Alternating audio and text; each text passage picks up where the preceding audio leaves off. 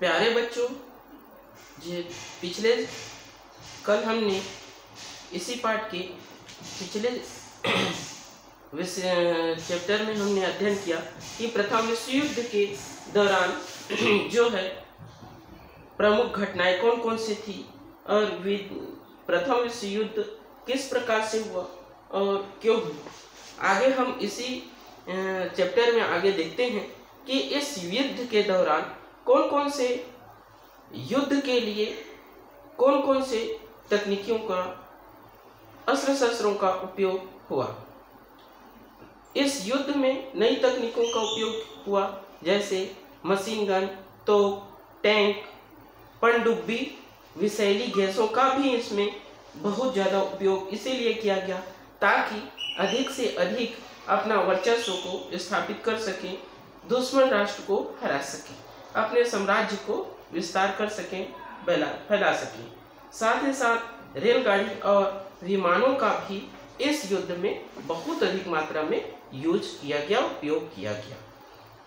इस युद्ध के दौरान जो है आम जनता पर देश विशेष के लोगों में किस प्रकार से प्रभाव पड़ा, वह इस प्रकार है कि एक तो यह एक पहला ऐसा युद्ध था जिसमें किसी देश के सभी लोगों को अपनी चपेट में ले लिया था। इस तरह के युद्ध को पूर्ण युद्ध कहा जाने लगा, जो कि उन्हें आए दिन विरोधी सेना की लूटपाट, भ्रष्टाचार जैसे जुल्म को सहन करना पड़ता था या फिर इस प्रकार की घटनाएं होती थी। बेल्जियम, फ्रांस, पोलैंड, रूस आदि देशों में यह बहुत अधिक सर्वाधिक रूप से होने लगा था। इस प्रकार इस युद्ध की सभी राष्ट्र की सरकारें अपनी जनता का समर्थन पाने के लिए युद्ध उन्माद पैदा करने लगी, जिससे देशभक्ति के साथ साथ विरोधी देश के प्रति आक्रोश तथा घृणा भी उत्पन्न होती थी, पैदा की जाती थी। इसके साथ ही इस युद्ध के दौरान धीरे धीरे जब युद्ध की वास्तविक सच्चाई उभरने लगी कि युद्ध के परिणाम क्या होगा, आम जनता पर क्या प्रभाव पड़ेगा, तो हर देशों में युद्ध समाप्ति और शांति बहाली की मांग उठने लगी। इस तरह से दूसरा चरण यह होता है जन सामान्य पर का प्रभाव के अंतर्गत कि हर देश के भोजन में कई ऐसी वस्तुएं थीं जिनकी आपूर्ति दूसरे देशों से आयात से होती थी। अर्थात इस युद्ध के कारण अपार धन जन की हानि होने के साथ साथ खाद्य पदार्थों की भी कमी होने लगी थी। तो जिस देश के आम जनता का संचालन करने के लिए उन्हें अपनी आवश्यक भोजन की पूर्ति करने के लिए दूसरे देशों पर से आयात करना पड़ता था। जब इस युद्ध के कारण बुरी तरह जो कमजोर देश प्रभावित हो गए वे देश पुनः दूसरे देशों पर जो है आश्रित होने लगे थे। दूसरे देशों से इस प्रकार से आश्रित होने लगे थे कि लोगों के संचालन के लिए, लोगों की जीवन यापन के लिए, आवश्यक वस्तुओं की पूर्ति करने के लिए, उद्योगों के लिए खाद्य पदार्थ, कच्चे माल की आवश्यकता के लिए दूसरे बड़े राष्ट्रों से आयात करने लगे थे। आर्थिक रूप से भी कमजोर राष्ट्र विकसित राष्ट्रों और समृद्धशाली राष्ट्रों पर आश्रित होने लगे थे। कई देशों की सरकारों ने तो आम लोगों को न्यूनतम खाद्य पदार्थ मिले इसके लिए राशन दुकानों के द्वार वितरण शुरू कर दिए। इस प्रकार से आम जनता का इस पर बहुत अधिक प्रभाव पड़ा। इसी तरह कारखानों को जब युद्ध सामग्री के निर्माण के लिए परिवर्तित किया गया, जिसके कारण दैनिक उपयोग की चीजों के उत्पादन में कमी आई। खाद्य पदार्थ और अन्य जरूरी सामग्री की कीमतें जो है वस्तुओं की कमी होने के कारण और मांग बढ़ने के कारण जो है इनकी कीमतें बहुत अधिक बढ़ गई, यहाँ तक कि 2 गुनी 3 गुनी बढ़ने लगी। मजदूरों की जो है दैनिक वेतन मजदूरी जो है बहुत कम हो गई। इस प्रकार से कारखानों के मालिक युद्ध की बढ़ती मांग और बढ़ती कीमतों के कारण अधिक मुनाफा कमा करके मालामाल हो रहे थे। अर्थात जो है जो धनी वर्ग थे और अधिक धनी होते चले गए और जो गरीब वर्ग थे और गरीब होते चले गए।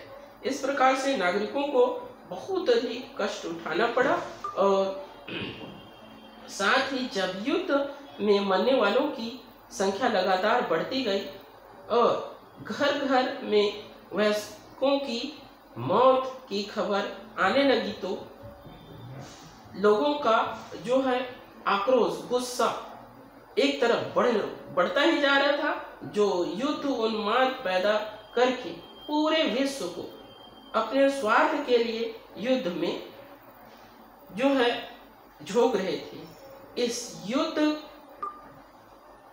शुरू होने के 3 साल बाद 1917 से लगभग हर देश में युद्ध के खिलाफ जनमानस बनने लगी।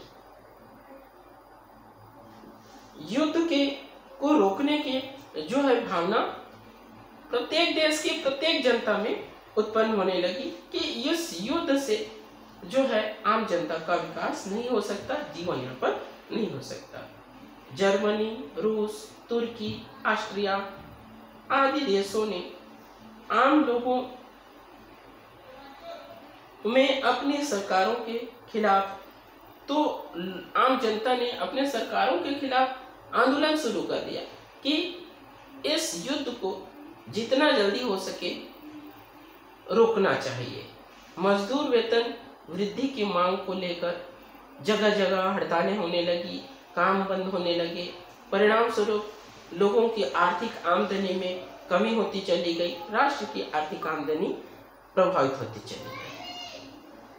अब आगे देखते हैं कि इस भयंकर प्रथम विश्व युद्ध के कारण जो है महिलाओं की स्थिति कैसे हुई, किस प्रकार से थी। घर में कमाने वाले पुरुष के न होने के कारण महिलाओं को घर संभालने के अलावा घर को संचालन करना, घर की आंतरिक काम, घर के बाहरी काम, सभी के सभी काम महिलाओं के कंधे पर आ पड़ा। युद्ध खत्म करने व शांति बहाल करने की मांग को लेकर महिलाओं ने कई देशों में आंदोलन किया, क्योंकि युद्ध की जो है विभीषिका से सबसे अधिक महिलाएं ही प्रभावित थीं। जगह जगह महिलाओं के संगठन यह मांग करने लगी कि महिलाओं की बदलती जो भूमिका है, योगदान है, को देखते हुए उन्हें संसदीय चुनाव में वोट डालने का भी क्या हो, अधिकार प्राप्त हो। भाई घर के आंतरिक कार्य, बाहरी कार्य सब चीज महिलाएं ही कर रही हैं। सामाजिक कार्य, आर्थिक कार्य, सामाजिक कार्य महिलाएं ही कर रहे हैं, तो राजनीतिक कार्य में क्यों ना उनका योगदान हो। इस प्रकार से राजनीतिक कार्यों में भी अपने मांग के अधिकार को लेकर के महिलाओं ने क्या किया, आंदोलन किया। इस प्रकार से जर्मनी और रूस की क्रांतिकारी सरकारों ने सभी वयस्क महिलाओं को वोट देने का अधिकार दे दिया। इस तरह से इस प्रथम भयंकर विश्व युद्ध में जो है महिलाओं का जो है दयनीय स्थिति रहा। अब देखिए, इस युद्ध को समाप्त करने के साथ साथ समाज में, राष्ट्र में शांति स्थापित करने के लिए शांति समझौते हुए सन 1919 से 1920 में विजयी राष्ट्रों ने, कौन से विजयी राष्ट्रों ने, प्रथम विश्व युद्ध के विजयी राष्ट्रों ने, जिसमें ब्रिटेन, फ्रांस, अमेरिका और इटली प्रमुख थे, ने पराजित देश के प्रतिनिधियों के साथ समझौते किए। पराजित देशों में जर्मनी, ऑस्ट्रिया हंगरी जैसे देशों ने जर्मनी के साथ वर्साई की संधि, ऑस्ट्रिया के साथ सेंट जर्मन संधि, हंगरी के साथ ट्रियानेन संधि, तुर्की के साथ सेब्रे की संधि और बुल्गारिया के साथ न्यूली की संधि की गई। इसके साथ ही साथ नवंबर सन 1917 में पहला कदम इस प्रकार से उठाए कि वह बिना कोई शर्त युद्ध से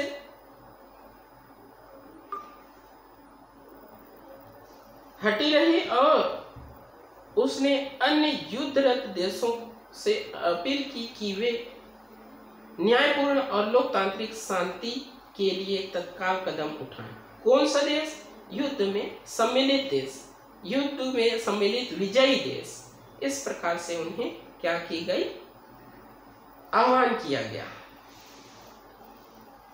इसके साथ साथ प्रथम विश्व युद्ध के दौरान ही एक अंतर्राष्ट्रीय संगठन जो देश के बीच विवादों का निपटारा करे और उसके बीच अपनी सहयोग को बढ़ावा दे की वकालत की। विल्सन की 14 सूत्रीय जो शर्तें थी कि जर्मनी ने 1870 से जो भी क्षेत्र दूसरे देशों से हथियाए थे उनकी वापसी होगी और पोलैंड एक स्वतंत्र राज्य बनेगा।